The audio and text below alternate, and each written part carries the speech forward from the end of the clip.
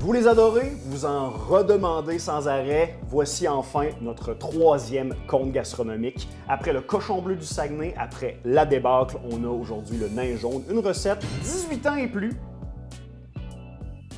C'est une farce, quoique. Une recette vraiment aux propensions aphrodisiaques qui va nous faire voyager jusqu'aux îles de la Madeleine avec autant des pétoncles que du safran. Ça va être exceptionnel. Je vous montre les revers du conte du nain jaune et surtout la recette que ça m'a inspiré. C'est parti. Une recette qui va mettre en valeur des bébés pétoncles ainsi que des belles betteraves jaunes. Pour accompagner nos belles betteraves jaunes qui sont déjà cuites d'ailleurs, on va avoir du vinaigre de feu, on va avoir du sel de feu, un petit peu de miel. Pour accompagner nos pétoncles, on va se faire un velouté de safran qui va commencer avec du fumet de poisson qu'on va rallonger avec du jus de betterave jaune qu'on a récupéré pendant la cuisson. De la farine, du beurre, un peu de crème, le héros du jour, du safran qui vaut, on le rappelle, son pesant d'or. Et enfin, un cube de glace, et je vous explique dans quelques instants à qu'est-ce que ça sert. C'est un vieux truc de marocaine ici. Pour faire notre coulis, on va avoir des baies d'argousier, un super beau produit du Québec, un peu de sucre, beaucoup de sucre. Et enfin, le clou du spectacle, un anneau de pâte feuilletée que je vais vous montrer comment faire dans quelques instants. Alors on se fait de la place puis on est parti. Première étape, en fait, on va faire infuser notre safran. Donc on prend nos pistils de safran qu'on vient mettre sur un cube de glace. Il n'y a pas de durée d'infusion. L'indicateur, c'est quand le cube de glace va avoir complètement fondu. On y va, là. On veut que ça goûte. Ça va laisser amplement le temps aux pistils de libérer leurs arômes. Deuxième étape, on a des belles betteraves jaunes qui ont déjà été cuites. Donc, pour un truc de cuisson, vous mettez ça au presto pendant 45 minutes, puis on conserve le jus de cuisson. Vous m'avez vu, j'en avais tout à l'heure. Donc, vous gardez ça. On épluche le tout et là, on se coupe ça en beaux petits cubes, tout simplement. Donc en brunoise, c'est-à-dire environ là, un demi-centimètre de côté. Recette sensuelle, alors on fait ça sensuel. Et que là, est-ce qu'on pourrait prendre des betteraves rouges ici? Non, c'est une recette jaune, pas rouge, jaune. C'est pour ça qu'on a des betteraves jaunes, du safran, puis du coulis d'argousier, jaune. Sans blague, si vous voulez faire ça avec de la betterave rouge, il n'y a rien qui vous empêche. L'affaire, c'est que c'est vraiment plus tachant que de la betterave jaune, de la betterave rouge. La betterave jaune est un peu plus terreuse que la rouge. Donc, on a un autre profil de saveur qui va se manifester. Ça reste proche, mais il y a quand même une différence notable. On réserve nos betteraves et maintenant, troisième étape, on va se faire notre coulis d'argousier qui va venir être placé sur le dessus de notre plat et donner un peu de contraste avec du sucré. On a déjà du umami, on va avoir du salé, on va avoir du velouté, et on va avoir du sucre sur le dessus. On se prend une casserole qui va être capable d'accueillir ici une bonne tasse de baies d'argousier. C'est pas facile à trouver, mais en jouant du coude puis en allant voir vos producteurs locaux, vous êtes sans doute capable d'en avoir ne serait-ce que des congelés. Ça, notre tasse, on met ça directement dans notre chaudron. Donc, à notre tasse d'argousier, on va rajouter ici une demi-tasse de sucre blanc. On vient juste saupoudrer tendrement pour faire l'amour à ces ingrédients. Pour some sugar on me, in the name of love. On part ça à feu élevé jusqu'à ce que nos baies d'argousier commencent à éclater sous la chaleur. On remue en les écrasant afin qu'on puisse leur ouvrir les entrailles pour la raison très simple qu'il y a des noyaux à l'intérieur qu'on va filtrer une fois qu'on va avoir terminé notre coulis. Ça devrait vous prendre environ 5 à 7 minutes avant d'atteindre cette perfection. On passe maintenant notre coulis d'argousier au tamis, comme ça on enlève, comme vous pouvez le voir, les noyaux à l'intérieur. C'est pas beau rien qu'un peu ça! L'argousier, là, c'est vraiment très difficile à décrire.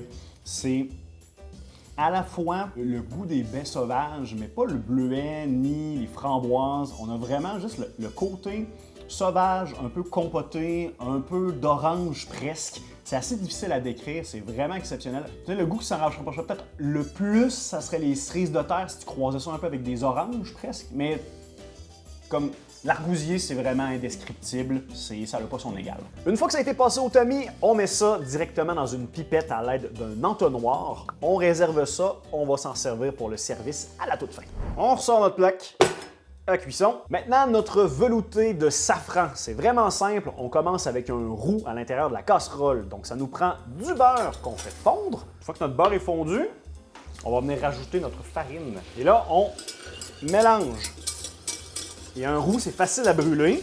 Donc, on le brasse sans arrêt. On veut vraiment juste quelque chose de doré, comme ça ici, légèrement brun. On déglace le tout grâce à notre fumet de poisson. On y va petit à petit, environ une demi-tasse à la fois. Il n'y a pas de presse, il faut juste laisser le temps à la farine de boire le tout. À chaque fois, ça va devenir épais et surliquifié jusqu'à ce qu'arrive enfin le moment d'avoir une belle soupe veloutée comme ça ici, qu'on va laisser réduire un petit peu. On se rajoute une pointe de jus de betterave jaune qu'on a récupéré de la cuisson au préalable, juste pour venir chercher les petits arômes terreux qu'on veut mettre de l'avant avec notre recette. Enfin, on prend notre crème dans laquelle est-ce qu'on va ajouter notre safran qui a été infusé et une fois que les deux se sont unis dans un mariage sensuel, on verse le tout afin de crémer et colorer pour une dernière fois notre velouté de safran aromatique. On cuisine aujourd'hui beaucoup d'ingrédients aphrodisiaques, mais vous, c'est quoi vos ingrédients aphrodisiaques? Laissez-moi vos réponses dans les commentaires, je suis curieux de savoir à quel point vous êtes coquins, mes petits fouillis. Notre bouillon est prêt, on réserve notre velouté sur le feu, on garde ça au chaud sans s'inquiéter, à faible intensité, et maintenant on s'attaque à nos anneaux feuilletés. Étape numéro 5. On préchauffe notre four à 400 degrés Fahrenheit. On prend notre abaisse de pâte feuilletée, dans laquelle est-ce qu'on va découper des bandes d'environ 2 cm de largeur. Notre objectif, ça va être de réussir à faire quelque chose de magnifique comme ça ici. C'est un anneau qu'on porterait sur le bout du doigt. Ouais, sur le bout du... Presque un bracelet, si on veut. Et là, on sort nos skills de pâte à modeler du primaire, puis on fait un petit serpent en paire. On va les tresser les unes avec les autres, de sorte à former ici la structure de notre anneau de pâte feuilletée. On peut donc ensuite de ça les placer sur un papier sulfurisé et on enfourne pour 20 minutes, ni plus ni moins. Fait qu'on ressort notre machine du démon, bébelle possédée du diable qui arrête pas de faire bip bip bip bip bip bip bip bip bip. Bon, bref, on va maintenant faire cuire nos betteraves pour les aromatiser avec du vinaigre de feu et une petite pointe de miel. Là, vous allez me dire, JC, pourquoi tu mets du vinaigre de feu dans toutes tes... Hey, c'est bon, cette affaire-là. Ça, c'est le good stuff. On a une poêle bien chaude. On va venir se mettre un filet d'huile neutre, bien important. Il n'y a pas me sacrer d'huile d'olive là-dedans, mes petits mots. Ça ici. On vient mettre l'entièreté de nos betteraves à l'intérieur. C'est pas très long, hein, parce qu'on veut juste que la poêle monte en température et que les betteraves soient réchauffées pour qu'on puisse venir faire coller le miel par-dessus. Donc, première chose, on prend notre vinaigre de feu et on va venir en mettre vraiment l'équivalent d'une cuillère à thé. On va venir mettre autour pour venir déglacer le fond de la poêle puis venir donner un peu de saveur à nos betteraves. Et là, maintenant, notre petit miel, et voilà, on veut pas que ça devienne gommane, que ça fasse un sirop ni une colle. On remet ça dans notre bol et on se réserve ça pour le service.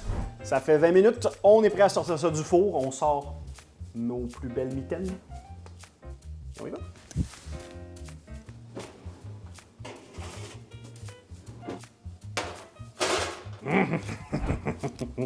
Je suis content, ça a bien marché. 7e et dernière étape, on fait cuire les pétoncles. Ça va prendre 1 minute, pas plus que ça. Puis ensuite, on se farcit la panse. On veut une grille avec un papier absorbant. Pétoncle, prêt à aller dans la poêle. Et on a ici notre beurre et notre huile à portée de la main parce que ça va être vraiment vite. On veut une poêle très chaude avant d'ajouter quoi que ce soit. Donc on attend, on recherche l'effet Leidenfrost, c'est-à-dire lorsqu'on ajoute des perles d'eau dessus, l'eau ne s'évapore pas immédiatement, il va créer des espèces de billes qui vont rouler dans la casserole. C'est prêt.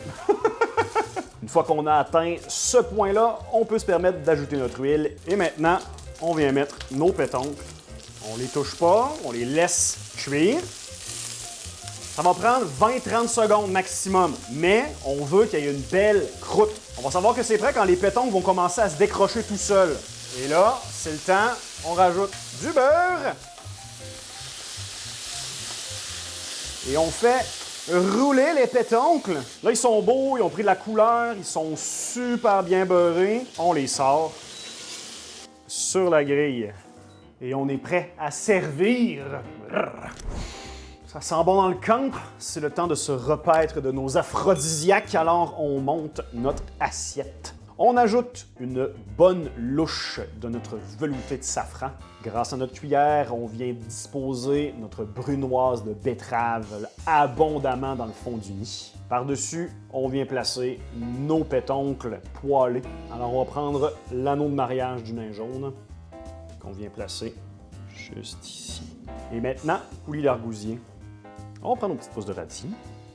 On va venir mettre juste ici. On va prendre du sel de feu maintenant, qui est le substrat du vinaigre de feu qu'on a utilisé tout à l'heure. Hein? Nain jaune, épices jaunes. Des concepts ici. Pour terminer, un petit peu de poivre blanc.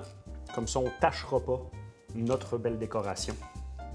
Et voilà, le summum de l'aphrodisiaque, la légende du nain jaune. Servi pour vous, messieurs, dames. Voulez-vous m'épouser?